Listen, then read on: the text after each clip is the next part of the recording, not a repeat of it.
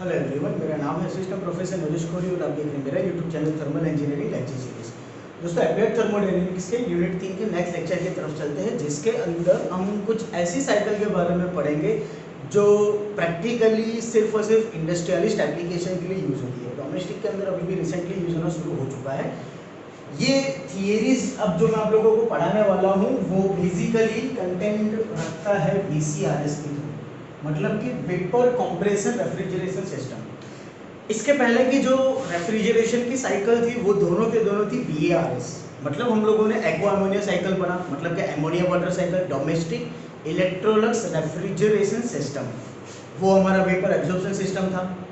उसके बाद हम लोगों ने एक और थियरी पढ़ी जो कि काफ़ी इंपॉर्टेंट थी, वो थी लिथियम ब्रोमाइड।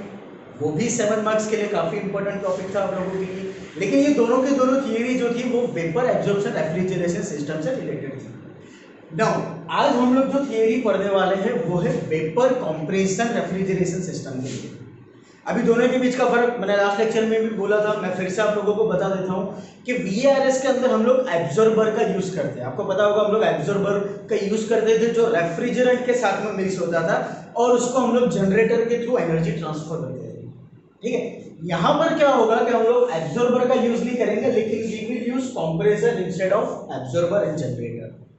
और कंप्रेसर आप लोगों का क्या काम करेगा, तो कंप्रेसर आपका रेफ्रिजरेंट कंप्रेस करेगा from lower pressure to higher pressure, ये इसका बेसिक फंक्शन है। दूसरी चीज, यहाँ पर हम लोगों को कोई भी एब्जॉर्बर या जनरेटर या एक्सटर्नल सोर्स से एनर्जी देने की जरूरत नहीं है, क्योंकि कंप्रेसर में तो ऑलरेडी आप एक तरीके से एनर्जी दे रहे हैं। तो कंप्रेसर आप लोगों के लिए क्या होगा, एक्सटर्नल डिवाइस, मतलब एक्सटर्नल एनर्जी से वर्किंग करने वाला डिवाइस हो जाएगा। तो एब्जॉर्बर और जनरेटर ये दोनों चीज हट जाएगी वेपर एब्जॉर्प्शन से, और उसकी जगह VCRS में आ जाएगा कंप्रेसर। बाकी एज इट इज डोमेस्टिक के अंदर हम लोगों को जो सिस्टम, जो 3 थियरी में आप लोगों को पढ़ाने वाला हूं, जिसमें से पहली ये है वो है compound 2 stage compression system. Compound number of stages आप लोगों को यहाँ पर ऐड करने हैं, जिसमें से पहला है हमारे पास में फ्लैश चैम्बर, जिसको आप लोग बोल सकते हो फ्लैश इंटरकूलर, फ्लैश चैम्बर या फ्लैश इंटरकूलर। अभी फ्लैश इंटरकूलर या फ्लैश चैम्बर बेसिकली क्यों यूज किया जाता है, या इसका इस सिस्टम के अंदर सबसे बड़ा क्या रोल है। देखो, प्रैक्टिकली सबसे पहले मैं आपको थोड़ा ओवरव्यू दे दूं कि VCRS मतलब कि हमारा जो डोमेस्टिक रेफ्रिजरेशन होता है वो कैसे काम करता है। तो VCRS के अंदर बेसिकली 4 कंपोनेंट होते हैं।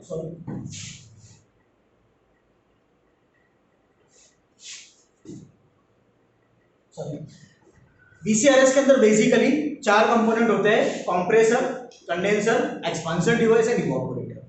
ठीक है, कंप्रेसर के अंदर हमारा जो रेफ्रिजरेंट आता है उसकी थर्मोडायनेमिक, देखो यहाँ पर रेफ्रिजरेंट की थर्मोडायनेमिक कंडीशन पता होना बहुत जरूरी है, क्योंकि वही आप लोगों का टेक्निकल डेटा है और वही आप लोगों के लिए टेक्निकल वैल्यू है, टेक्निकल समझ है पूरी थियरी के अंदर। कंप्रेसर के अंदर जब आपका रेफ्रिजरेंट एंटर होता है तब वो होता है सैचुरेटेड वेपर स्टेज पर। ठीक है, इवापोरेटर में से वो फ्लो होता है। मैं एक लाइन डायग्राम छोटा सा ड्रॉ कर दूं, यहाँ पर मैं छोटा सा लाइन डायग्राम ड्रॉ करता हूँ। ये होगा आपका कंप्रेसर, कंप्रेसर से निकल के आपका रेफ्रिजरेंट जाएगा कंडेंसर में, कंडेंसर से फिर वो जाता है एक्सपांशन डिवाइस में, ये है आपका एक्सपांशन डिवाइस, दिस वन। फिर वहां से वो जाएगा इवापोरेटर में, जहां पर कॉपर की कॉइल होती है, ये होता है आपका इवापोरेटर और ये होता है आपका कंप्रेसर। जब रेफ्रिजरेंट कंप्रेसर के अंदर एंटर हो रहा है, कहां से एंटर हो रहा है, तो इवापोरेटर में से एंटर होता है, तो इसकी जो थर्मोडायनेमिक कंडीशन होती है वो है सैचुरेटेड वेपर। मतलब कि यहाँ पर जब रेफ्रिजरेंट एंटर होता है उसका टेम्परेचर और प्रेशर जो होगा वो टेक्निकली लो होता है। अभी कंप्रेसर के अंदर वो रेफ्रिजरेंट आपका कंप्रेस होता है और कंप्रेसर में से निकलने के बाद ये लो टेम्परेचर लो प्रेशर वाला रेफ्रिजरेंट अब हाई टेम्परेचर और हाई प्रेशर वाले रेफ्रिजरेंट में कन्वर्ट हो जाता है। दूसरी चीज कि जब यहां पर वो एंटर हो रहा है तब वो था सैचुरेटेड स्टेट पर, लेकिन जब कंप्रेसर से बाहर निकलता है तब उसका स्टेट हो जाता है सुपर हीटेड कंडीशन, मतलब प्योर गैस। प्योर यानी प्योर गैस, बिल्कुल भी लिक्विड पार्टिकल आपको नहीं मिलेगा, कोई मॉइस्चर कंटेंट आप लोगों को आपके रेफ्रिजरेंट में नहीं मिलेगा। ऐसे स्टेट में आप लोगों को आपका रेफ्रिजरेंट मिलता है आफ्टर कंप्रेशन। फिर वो जाता है कंडेंसर के अंदर, मतलब हमारे फ्रिज के पीछे कभी भी देख ले ब्लैक कलर की जाली होती है, ठीक है, वो जो जाली है ना वो आपका कंडेंसर है, जो कांटेक्ट में होता है आपका एटमॉस्फेयर के एयर में। जब ऐसा हाई प्रेशर हाई टेम्परेचर वाला रेफ्रिजरेंट कंडेंसर में आता है, उसके सराउंडिंग में आपकी एटमॉस्फेयर कंटिन्यूसली घूमती रहती है। अब एयर का टेम्परेचर जो होगा वो कम होगा, इसका जो टेम्परेचर होगा वो ज्यादा होगा, तो क्या होगा, दोनों के बीच में हीट एक्सचेंज होती है, और ये जो सुपर हीटेड स्टेट वाला जो रेफ्रिजरेंट है वो हीट लॉस करता है, और हीट लॉस करने के बाद कंडेंसर के अंदर वो सैचुरेटेड लिक्विड स्टेट पर जाता है। सैचुरेटेड लिक्विड इसीलिए मैं बोल रहा हूं क्योंकि यहां पर जो टेम्परेचर होगा वो कांस्टेंट हो जाएगा, मतलब your temperature will decrease but still your pressure is high। अभी ऐसा हाई प्रेशर वाला जो रेफ्रिजरेंट है उसको फिर हम लोग एक्सपांशन डिवाइस में भेजते हैं। अभी एक्सपांशन का मतलब तो आपको पता है, टू एक्सपांड यानी फैलना, और गैस अगर आपकी फैल रही है तो डेफिनेटली यहाँ पर एक्सपांशन डिवाइस में इसका जो प्रेशर होगा वो रिड्यूस हो जाएगा। एक्सपांशन डिवाइस का ये फंक्शन है कि जब रेफ्रिजरेंट आपका एक्सपांशन डिवाइस में आ रहा है तो उसका प्रेशर जो होगा वो रिड्यूस हो जाएगा। टेम्परेचर तो ऑलरेडी लोअर है, ठीक है। ये लो टेम्परेचर लो प्रेशर वाला रेफ्रिजरेंट अभी ये लिक्विड स्टेट में है, ये जो है वो लिक्विड स्टेट में, ये लो टेम्परेचर लो प्रेशर वाला सैचुरेटेड लिक्विड रेफ्रिजरेंट अब इवापोरेटर में आ रहा है। इवापोरेटर मतलब आपके फ्रीजर, आपके फ्रिज के अंदर जो फ्रीजर होता है ना वो बॉडी, वो इवापोरेटर है, उसके पीछे इवापोरेटर की कॉइल होती है कॉपर की। इवापोरेटर क्या करता है कि जहां पर आपको मैक्सिमम कूलिंग चाहिए वहां से एनर्जी एब्जॉर्ब करेगा, और वो एनर्जी आपकी ट्रांसफर होती है इस सैचुरेटेड लिक्विड रेफ्रिजरेंट को। मैंने आपको पहले ही बोला था कि कंप्रेसर के अंदर जब हमारा रेफ्रिजरेंट जा रहा है तो वो सैचुरेटेड वेपर पर है, तो वेपर फॉर्म में कन्वर्ट क्यों हुआ, वो इसीलिए होता है कि इवापोरेटर की कॉइल जो एनर्जी एब्जॉर्ब कर रही है वो एनर्जी ट्रांसफर होती है किसको, तो आपके सैचुरेटेड लिक्विड रेफ्रिजरेंट को। क्लियर? तो इसकी वजह से क्या होगा कि आपका जो रेफ्रिजरेंट है वो लिक्विड स्टेट से वेपर स्टेट में चले जाएगा, और कंप्रेसर को क्या उतना कम काम करना पड़ेगा, still your pressure and temperature will be lower. Clear? यहाँ पर सेंसिबल अमाउंट की हीट एनर्जी एब्जॉर्ब होती है, ठीक है, ड्रास्टिक चेंज नहीं आएगा। तो ये बेसिक वीसीआरएस का वर्किंग है, जो हमारे घरों के अंदर फ्रिज होता है ना वो, जिसको बोलते हैं डोमेस्टिक रेफ्रिजरेशन सिस्टम या फिर वेपर कंप्रेसर रेफ्रिजरेशन सिस्टम। अभी इसका अपडेटेड वर्जन अगर बोला जाए तो ये 2 स्टेजेस, जो नंबर ऑफ स्टेज आप लोगों को पढ़ना है वो, मतलब पहला है हमारे लिए compound 2 stage compression system with flash intercooler. ये है आपका फ्लैश चैम्बर, मतलब कि फ्लैश इंटरकूलर। अभी ये क्यों रखा जाता है, इसको समझाने के लिए मैंने पूरी थियरी समझाई। क्या होता है कि जब एक्सपांशन डिवाइस में से आपका रेफ्रिजरेंट इवापोरेटर में आने की तैयारी में होता है तब, अभी एक्सपांशन डिवाइस में क्या हुआ तो प्रेशर रिड्यूस हो गया, लेकिन यहां पर आप लोगों का जो वेपर रेफ्रिजरेंट लिक्विड फॉर्म में है, बिकॉज ऑफ द एक्सपांशन थोड़ा बहुत बबल फॉर्म में जनरेट हो जाता है, क्योंकि एक्सपांशन हो रहा है इसीलिए थोड़ी हीट एनर्जी उसको मिलती है, बहुत माइनर चेंजेस में, माइनॉरिटी में। अब अगर आप लोगों को ऐसे बबल वाले रेफ्रिजरेंट के पोर्शन मिल रहे हैं तो चांसेस क्या होगा कि आपकी जो इवापोरेटर की कॉइल है उसको वो आफ्टर लॉन्ग टाइम थोड़ा डैमेज करे, या तो फिर सीओपी आपकी रिड्यूस कर दे, हीट लॉस के चांसेस रहेंगे। तो इस प्रॉब्लम से बचने के लिए क्या किया जाता है कि जब कंडेंसर में से आपका रेफ्रिजरेंट सॉरी एक्सपांशन डिवाइस में जाएगा, कंडेंसर में से जब आपका रेफ्रिजरेंट एक्सपांशन डिवाइस में जाने वाला होगा उसके बीच में हम लोग 2 पार्ट कर देते हैं। क्या करना है कि लेट्स एज्यूम दैट कि टोटल मास जो है वो है आपका m2। लेट्स एज्यूम दैट कि हमारे पास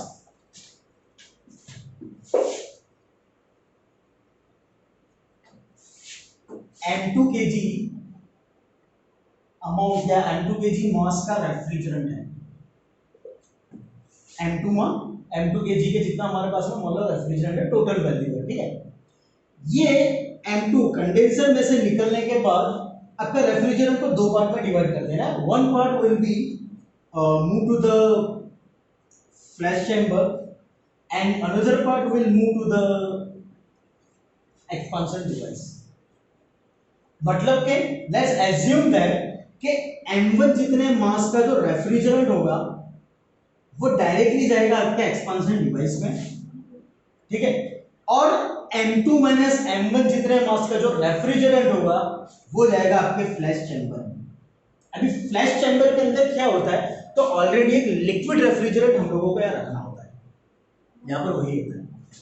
कंडेंसर में से जब आपका रेफ्रिजरेंट निकलता है तो जो थोड़े बहुत बबल पार्टिकल्स रहते हैं वो बबल पार्टिकल्स आप लोगों के यहाँ पर चले जाएंगे, यहाँ पर फ्लैश चैम्बर के अंदर, और जो लिक्विड पोर्शन है, प्योर लिक्विड पोर्शन है, वो प्योर लिक्विड पोर्शन आप लोगों का मूव हो जाएगा एक्सपांशन डिवाइस पर। जस्ट एज्यूम दैट कि हमारे पास वो 1 kg टोटल मास 1 kg का रेफ्रिजरेंट है। लेट्स एज्यूम दैट कि 300 ग्राम जो था वो आप लोगों का बबल फॉर्म में था, तो वो चले जाएगा अपने फ्लैश चैम्बर के अंदर, और 700 ग्राम जो था वो टोटली लिक्विड फॉर्म में था, तो वो चले जाएगा आपका एक्सपांशन डिवाइस के अंदर। क्लियर? ठीक है। अब जो रेफ्रिजरेंट आपका एक्सपांशन डिवाइस पे गया है उसका तो एक्सपांशन हो जाएगा, प्रेशर रिड्यूस हो जाएगा, and it will again move to the evaporator, and from evaporator it will absorb the heat energy, and again it will move to the compressor 1। Compressor 1 के अंदर क्या हो जाएगा, ये हो जाएगा हमारे लिए हाई प्रेशर कंप्रेसर डिवाइस, ये हो जाएगा हमारे लिए low pressure compressor device. Compressor के अंदर जो रेफ्रिजरेंट आ रहा है जिसका मास है M1, over here this M1 mass contained refrigerant will get compressed। compression की वजह से क्या होगा, उसका प्रेशर बढ़ेगा, टेम्परेचर बढ़ेगा, and that M1 mass contained refrigerant will move to the flash chamber। over here now what will happen, यहां से M2 माइनस M1 कंटेंट वाले बबल वाले मतलब कि एनर्जी कंटेंट वाले रेफ्रिजरेंट जो थे वो फ्लैश चैम्बर में आ रहे हैं। अब फ्लैश चैम्बर में ऑलरेडी आप लोगों ने एक लिक्विड रेफ्रिजरेंट रखा है, तो दोनों के टेम्परेचर डिफरेंस की वजह से हीट ट्रांसफर होगी, ठीक है, वो जो बबल पार्ट होगा वो ठंडा हो जाएगा। क्लियर?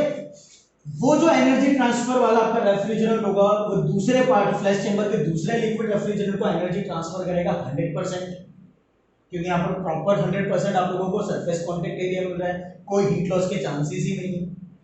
तो ये जो मास M1 कंटेन वाला रेफ्रिजरेंट था जो कि सुपर हीटेड स्टेट में है, फ्लैश चैम्बर में इस रेफ्रिजरेंट के साथ में मिक्स हो जाएगा। क्लियर? मतलब इन शॉर्ट जब फ्लैश चैम्बर में से आप लोगों का नया चार्ज निकलेगा, again it will contain the total mass.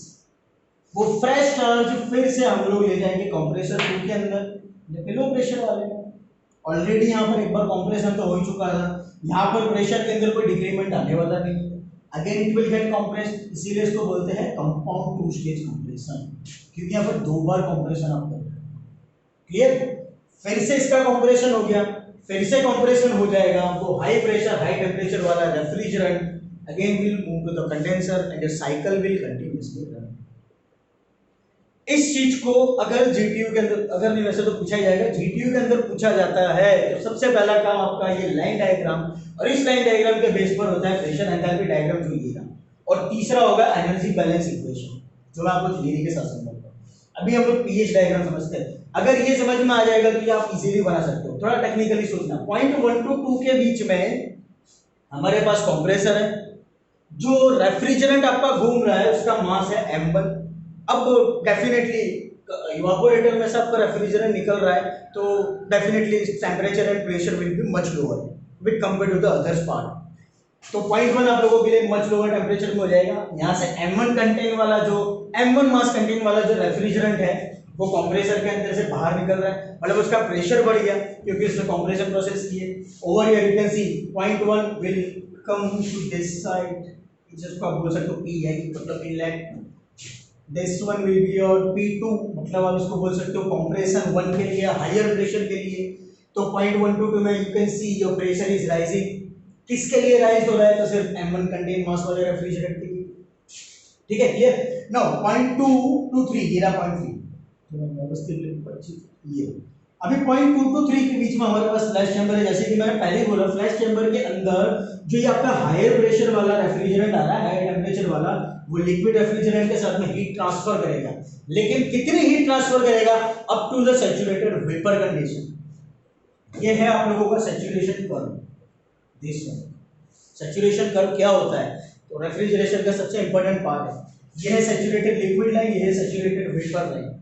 ठीक है, सैचुरेटेड वेपर मतलब ये ऐसा पॉइंट है जहां पर आपको 100% वेपर तो मिल रहा है, लेकिन आप लोगों को लिक्विड या मॉइस्चर कंटेंट के चांसेस ज्यादा है। ठीक है, तो ये वही स्टेट है। तो 0.2 to 3 के बीच में क्या रहा, हीट लॉस हो रही है। बट जैसे मैंने पहले बोला था, pressure will remain constant. 0.2 to 3 के लिए pressure will be constant. 0.2 to 3 pressure constant है। हीट कहां तक रिड्यूस हुई, सैचुरेटेड वेपर तक हुई, तो सैचुरेशन कर्व के ऊपर सैचुरेटेड वेपर पर आ गया। मैं ऐसा होता है कि लेक्चर स्पेशल बना दूंगा कि जिसके अंदर सैचुरेशन कर्व का आप लोगों को मीनिंग पता चले, क्योंकि अगर सैचुरेशन कर्व पता नहीं होगा ना कि क्या है, क्या क्या रीजन होते हैं, कहां पर कौन सी चीज दिखानी है, तो इसका कोई मतलब ही नहीं है। फिलहाल इतना समझ। अभी 0.3 to 4 अगेन कंप्रेसर आ रहा है, फिर से कंप्रेसर होगा, pressure will rise. 0.3 to 4 pressure is increasing second compressor के लिए। नाउ व्हाट विल हैपन, यहां पर आप लोगों का मास ऐड हो चुका है, मतलब total mass you are getting mass n2 आ गया। क्लियर। नाउ 0.4 to 5 कंडेंसर है। कंडेंसर का मीनिंग आपको पता है, कंडेंसर के अंदर क्या होगा, तो जो हायर प्रेशर हाई टेम्परेचर वाला रेफ्रिजरेंट है, कंडेंसर के अंदर जाके वो हीट लॉस करेगा। अब हीट लॉस जब वो कर रहा है, एक चीज यहां पर ध्यान में रखने की, enthalpy will not be lost. Enthalpy आपकी कांस्टेंट है। जनरली हम लोग ये समझते हैं कि हीट लॉस हो रही है और enthalpy is going to be change, लेकिन ऐसा जरूरी नहीं है, इट्स नॉट नेसेसरी। अब एंट्रोपी बोलो तो एंट्रोपी 100% चेंज होगी, लेकिन एंथैल्पी जरूरी नहीं है। तो वो जो एंथैल्पी होगी वो कांस्टेंट होगी फॉर 0.5 to 6, 5 to 6 और 5 to 7 दो पार्ट में हम लोगों ने हमारे रेफ्रिजरेंट को डिवाइड किया था। एक पोर्शन जा रहा था फ्लैश चैम्बर में, एक पोर्शन जा रहा था अपना सीधा एक्सपेंसिव डिवाइस में।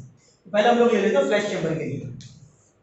5 to 6 your condenser, after condenser process pressure decrease हो चुका है।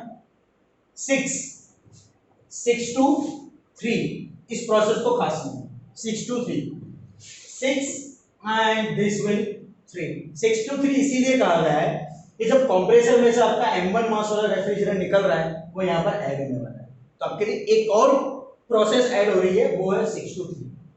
ठीक है, 6 to 3 में क्या होगा, again pressure will be constant, only your mass will add to the system. आपका मास सिर्फ ऐड हो रहा है सिस्टम के साथ। दूसरा होगा आपका 5 to 7, नॉट 6 to 7 है। 6 to 7 को मत गिनना, 6 to 7 जैसी प्रोसेस नहीं है आपके पास में, सीधा है 5 to 7। जो ऐसे रेफ्रिजरेंट की वैल्यू या ऐसा रेफ्रिजरेंट जो टोटली लिक्विड स्टेट में, मतलब 5 to 7 के अंदर यहाँ पर एक्सपेंशन डिवाइस में 100% एक्सपेंशन हो चुका है, प्रेशर टोटली रिड्यूस हो चुका है। ठीक है, और जो मास होगा वो हो जाएगा आपका M1, मतलब इसका जो मास है वो है M1, और ये M1 मास वाला जो रेफ्रिजरेंट है वो इवापोरेटर में जा रहा है, मतलब 7 to 1 मतलब प्रेशर आपका कांस्टेंट। ठीक है, सिर्फ वो हीट एब्जॉर्ब करेगा और it will change into the vapour state, सिर्फ इतना सा है। तो ये आप लोगों के लिए हो जाएगा pH चार्ट। ठीक है, डायग्राम उसी के बेस पर pH चार्ट। नाउ इसको सॉल्यूशन कैसे करना है, तो एनर्जी बैलेंस इक्वेशन पर जितनी एंथैल्पी रेफ्रिजरेंट ने इंटरकूलर के अंदर आने के टाइम पे एब्जॉर्ब की, और जितनी एंथैल्पी रेफ्रिजरेंट की फ्लैश इंटरकूलर में से निकलने के टाइम पर हो रही है, ये है आपका फ्लैश इंटरकूलर।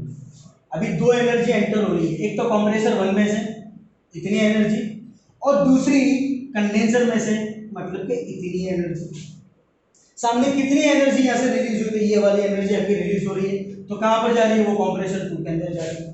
तो इन दोनों का समेशन मतलब inlet of the energy is equal to outlet of energy, क्योंकि एनर्जी बैलेंस आपकी रहनी चाहिए तभी सिस्टम काम करेगा। तो ये एनर्जी बैलेंस इक्वेशन यहाँ पर अप्लाई करेंगे।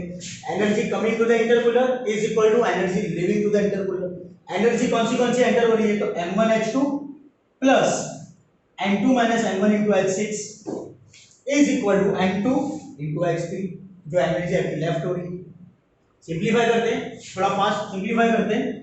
सबसे पहले एंथैल्पी आप लोगों की सेम है, H5 ये M1 था, ठीक है, ये 0.5 है, 0.6 है, and on x-axis you are getting the value of enthalpy, so over here you will get H5 is equal to H6, H7 की जरूरत नहीं है, H5 is equal to H6 है, तो हम लोगों ने क्या किया, H6 की जगह हम लोग H5 रख सकते हैं, H5 रख सकते हैं। सिंप्लीफाई करते हैं हम लोग हमारे टर्म को जब सिंप्लीफाई करेंगे M2 इंटू H3 को दोनों साइड इक्विवेलेंट कर देना है, मतलब M2 वाले टर्म एक साइड पे आ जाएंगे, M1 वाले टर्म हम लोगों ने एक तरफ ले लिए। सिंप्लीफाई करो तो आपकी इक्वेशन बनेगी M2 into H5 minus H3 is equal to M1 into H5 minus H2। हमको तो मास चाहिए कि कितना मास यहाँ पर फ्लो करना है, M1 बाय M2 यहाँ जाने दो, या तो फिर इसको यही रहने दो, इस M1 को नीचे आने दो, M2 बाय M1 क्या हो जाएगा H5 माइनस H2। मैं समझा तो मैंने क्या किया, H5 minus H2 divided by H5 minus H3 हो जाएगा। टर्म्स को अरेंज कर दो, H2 माइनस H5 मतलब एक नेगेटिव साइन बाहर आई, डिनोमिनेटर में H3 माइनस H5 फिर से नेगेटिव साइन बाहर आए, दोनों नेगेटिव साइन को हम लोगों ने कैंसिल कर दिया, हमारी इक्वेशन फिर से बैलेंस ही है। मतलब कि M2 बाय M1, M2 ये M1 को हम लोगों ने यहाँ ले लिया, M2 by M1 is equal to H2 minus H5 terms को अरेंज किया, over here H3 minus H5 terms को अरेंज किया। क्लियर? नाउ मैथ्स का एक रूल है कि डिनोमिनेटर में से अगर न्यूमरेटर को माइनस करना तो आप कर सकते हो, दोनों साइड फिर ये प्रोसेस आपको करनी पड़ेगी, right hand side and left hand side. तो हम लोग वो प्रोसेस करते हैं, डिनोमिनेटर को न्यूमरेटर में से माइनस कर दो, M2 minus M1 upon M1 is equal to H2 minus H5 minus H3 minus H5 upon H3 minus H5, bracket छोड़ो तो माइनस H3 प्लस H5 हो जाएगा, this minus H5 and plus H5 will be cancel out. अब क्या बचा आपके पास H2 minus H3 divided by H3 minus H5। आप लोगों को मास का रेशियो कितना मिल रहा है, M2 minus M1 divided by M1 is equal to H2 minus H3 upon H3 minus H5। अगर आपको सिर्फ मास 1 चाहिए तो इसको सब्जेक्ट हेड बनाओ तो सामने मल्टीप्लाई करते हैं और ये पूरा टर्म सामने ले आओ तो आपको मास 1 मिल जाएगा। क्लियर? नाउ रेफ्रिजरेटिंग कैपेसिटी, अगर COP फाइंड आउट करना है तो रेफ्रिजरेटिंग कैपेसिटी हमको पता होना चाहिए। तो हम लोग रेफ्रिजरेटिंग कैपेसिटी सबसे पहले देखते हैं, क्या होगी M1 into H1 minus H7। क्यों? क्योंकि जो रेफ्रिजरेटिंग इफेक्ट मिलने वाली है वो इवापोरेटर में मिलेगी। इवापोरेटर में से जो रेफ्रिजरेंट आपका फ्लो हो रहा है उसका मास है M1। इवापोरेटर के लिए जो आप लोगों का एंथैल्पी डिफरेंस बन रहा है वो है H7 एंड H1। H1 की वैल्यू ज्यादा होगी, H7 की वैल्यू कम होगी, तो आपका एंथैल्पी डिफरेंस बनेगा H1 minus H7। Refrigerating capacity का एक नॉर्मल या रेगुलर या फिर standard formula M into delta H, जो मास आपके सिस्टम में रन होने वाला है उसकी value multiply by enthalpy difference. तो वो एंथैल्पी डिफरेंस हम लोगों ने ले लिया और ये है हमारे लिए मास। नाउ M1 को सब्जेक्ट हेड बनाओ, इस इक्वेशन में M1 को सब्जेक्ट हेड बनाओ तो क्या बनेगा capacity divided by H1 minus H7। Now capacity का भी एक और formula standard 211 into Q divided by H1 minus H7। ये चीज आप लोग बीएमई में पढ़ चुके हो, डिप्लोमा वाले थर्मोडायनेमिक्स में पढ़ चुके हैं। 211 into Q divided by H1 minus H7 ये है किलो जूल पर मिनट में, ये जो वैल्यू है वो है किलो जूल पर मिनट में। सेकंड में कन्वर्ट करना है तो डिवाइड बाय 60 कर दो तो हो जाएगा 3.5 into Q divided by H1 minus H7 kilogram पर सेकंड। नाउ पावर कितना जाएगा, कंप्रेसर चलाना है भाई, एक दो कंप्रेसर चलाना है तो पावर तो देना ही पड़ेगा। कितना पावर चाहिए, स्टैंडर्ड वैल्यू आप लोगों को कहीं से डिफाइन नहीं करना है, सीधा याद रखना है P is equal to M1 H2 minus H1। Now पहला कंप्रेसर, ठीक है, कितना मास एंटर हो रहा है पहले कंप्रेसर में M1, कितनी एंथैल्पी डिफरेंस आने वाली है 0.2 टू 0.1, 0.2 की एंथैल्पी बड़ी होगी, 0.1 की एंथैल्पी छोटी होगी।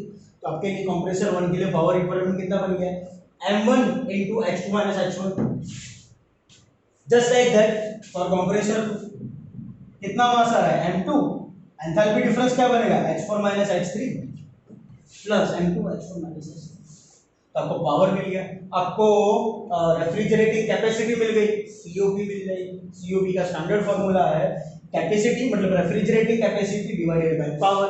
रेफ्रिजरेटिंग कैपेसिटी आप लोगों की कितनी थी M1 into H1 minus H7, this one divided by power आप लोगों के लिए कितना था, पावर की वैल्यू है M1 H2 minus H1 plus M2 H4 minus H3। तो आप लोगों को COP मिलेगी उसके बेस पर। क्लियर? तो ये थियरी थी, ये पहला स्टेज था, इसके बाद में दूसरे हम लोग और दो स्टेज हम लोग पढ़ेंगे जिसमें फ्लैश गैस रिमूवल पढ़ेंगे या तो फिर इंटरचेंजर हम लोग पढ़ेंगे, ठीक है। तो आई होप दोस्तों कि इस थियरी में आप लोगों को समझ में आया होगा। अगर कोई क्वेश्चन हो तो मुझसे जरूर पूछेगा। Thank you so much.